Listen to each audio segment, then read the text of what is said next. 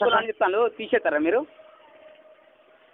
Hello, ఏందనుకుంటున్నావు? బళ్ళల్లో ఏమున్నది అనుకుంటున్నావు? తీసేయకపోతే ఎన్ని పని నువ్వు చెప్తే చదువు నడుస్తుంది అనుకుంటున్నావు, నువ్వు చెప్తే పని నడుస్తుంది అనుకుంటున్నావా?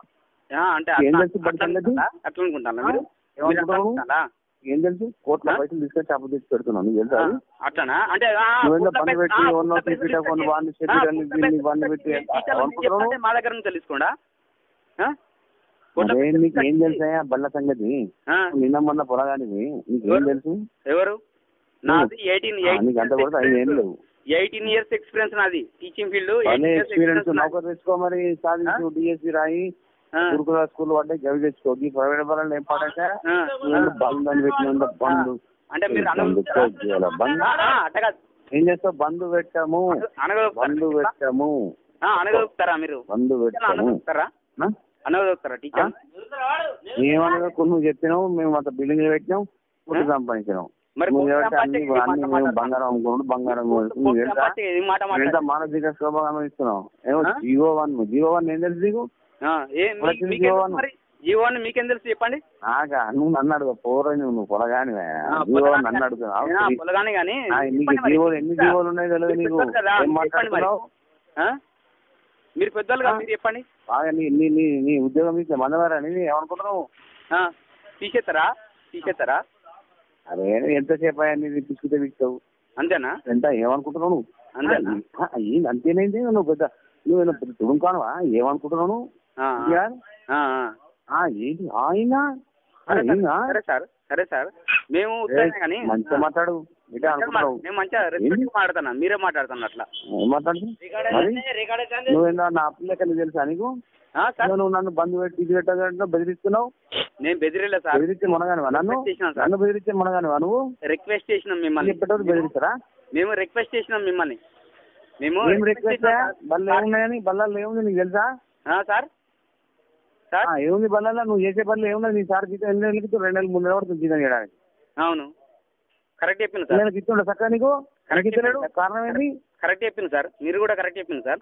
మరి కారణం ఎందుకు? ఆ పరిస్థితి ఎందుకు వచ్చింది? చెప్పండి సార్. పరిస్థితి ఎందుకు వచ్చింది చెప్పండి సార్, మీరే చెప్పండి సార్. మీరే చెప్పింది కదా, చెప్పండి సార్. ఆ పరిస్థితి రావడానికి తెలియదు. ఎట్లా పెరిగింది, పేరెంట్స్ ఫీజు కడతలేరు, గవర్నమెంట్ గురుకులాలు పెంచింది, 1000 స్కూల్ అయినాయి, ఇప్పటికి 4000 స్కూళ్ళు గంగలు కలిసినాయి. 15,000 ఉండే, 11,000 వచ్చింది. ఓన్లీ కార్పొరేట్ సెక్టర్ వస్తుంది. మాలాంటి మీడియట్ అలాంటి మధ్యతరగతి స్కూల్ నడవట్లేదు. అర్థమైందా? నువ్వు బంధు ఏం బంధు? బంధు అంటే జీవో1 నేను ఇస్తానని జీతం చూడండి నీకు.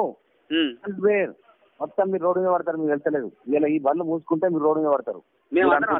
టీచర్లు అందరా సార్ రోడ్డు మీద పడతారా సార్? బలి తీసినాక నువ్వు ఏడ పని చేస్తావా? అవునా సార్? ఉద్యోగం ఇచ్చాడు. ఇప్పుడు 6 లక్షల మంది రోడ్డు తిరుగుతాడు. వాళ్ళ గవర్నమెంట్ ఇప్పటికీ రిక్రూట్మెంట్ లేదు.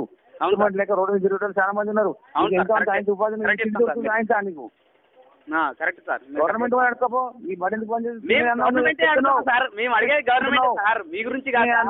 తీసుకుంటున్నావు. అన్నం కంచంలా ఉంచుతున్నావు. కంచంలా నువ్వు మూత్రం పోస్తున్నావు. నీ కంచంలో నువ్వు మూత్రం పోస్తున్నావు. కాదు సార్, మేము అడిగే గవర్నమెంట్ ఉండే సార్. మేము అడిగే గవర్నమెంట్ సార్. గవర్నమెంట్ ప్రైవేట్ నౌకరీ 11 నెలల పని. నువ్వు నెల ఏప్రిల్ లో తీసేస్తావు, జూన్ లో పెట్టుకుంటావు, ఇష్టం ఉంచుకుంటావు, లేకుంటే లేదు. నువ్వు పోతుంది. మేము అనేది కూడా సార్, పోరాటం చేస్తున్నాం సార్. మన గవర్నమెంట్ తోటి పోరాటం. గవర్నమెంట్ నీకేమి మీరు కూడా సపోర్ట్ చేయండి సార్. ప్రభుత్వం నీకు భద్రత ఇవ్వదు. ప్రభుత్వం నీకు భద్రత ఇవ్వదు. రిక్రూట్మెంట్ చెయ్యదు. ప్రభుత్వం రాటిఫికేషన్ చెయ్యది. ప్రభుత్వం నిన్ను రిక్రూట్ చేసుకోదు. ఇంకా కేవలం ప్రైవేట్ బోర్డు నడితే నువ్వు వస్తావు. నా స్కూల్ నుంచే నువ్వు విక్తావు. అవును సార్, మీరు అన్న కూడా కరెక్ట్. నువ్వు స్కూల్ మీద యుద్ధం చేయొద్దు.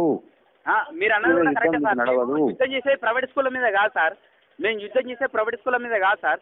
మేము గవర్నమెంట్ మీద. గవర్నమెంట్ నీకు ఏమైతే జీవో1 పెడతా సార్? జీవో1 ఇంప్లిమెంట్ చేస్తానా? అరే మేము చేస్తున్నాం సార్. మేము మా శాయశక్తుల మేము చేస్తున్నాం సార్. మీరు జీవో1 కాదు, జీవో1 ఇంప్లిమెంట్. సరే సార్, ఆపోండి సార్. నీ బంధు జరగదు సార్. మీరు నీ బంధు జరగదు. నీ బంధు జరగదు. బంధుకు మేము 18 చక్కగా బండ్ల పోయి నౌకరీ చేసుకో. అంతేనా సార్? మళ్ళా సార్ ఫోన్ చేసి okay sir, thank you sir. Good night. చక్కగా నౌకరీ చేసుకో. ఓకే సార్, ఉద్యోగాలు చక్కగా చదువుకో, ఆ డిఎస్సి వాడుతూ చదువుకో ఉద్యోగం. ఓకే సార్, థ్యాంక్ యూ ఎవరు ఎక్కడ నీకు సార్. ముచ్చట చెప్పి ఎక్కడో ఉన్నా బ్రోకర్ ముచ్చట నాకు చెప్తావు.